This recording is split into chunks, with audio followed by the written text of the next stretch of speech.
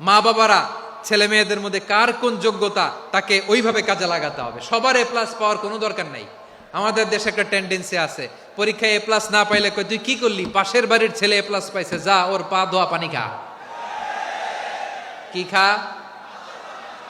তা আমি ভাবছি যে পা ধোয়া এ প্লাস পাওয়া ছেলেদের পা ধোয়া পানির একটা পানির ব্র্যান্ড বানাইতে হবে, এরকম লেখা থাকবে এ প্লাস পাওয়া ছেলেদের পা ধোয়া পানি।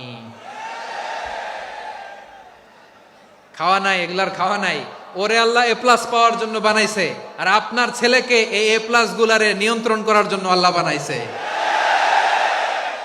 ওকে দিয়ে আল্লাহ কি করবে আপনি জানেনই না। একটা এ প্লাস, একটা এ গ্রেড একটা মানুষের জীবনকে ঠিক করে দিতে পারে না।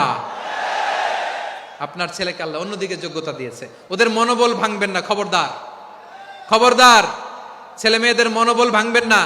যাকে দিয়ে যেটা হবে তাকে দিয়ে সেটা করতে হবে, তার প্রতিভাকে সেভাবে কাজে লাগাতে হবে। তাহলে বাংলাদেশ, আমাদের এই জনসংখ্যা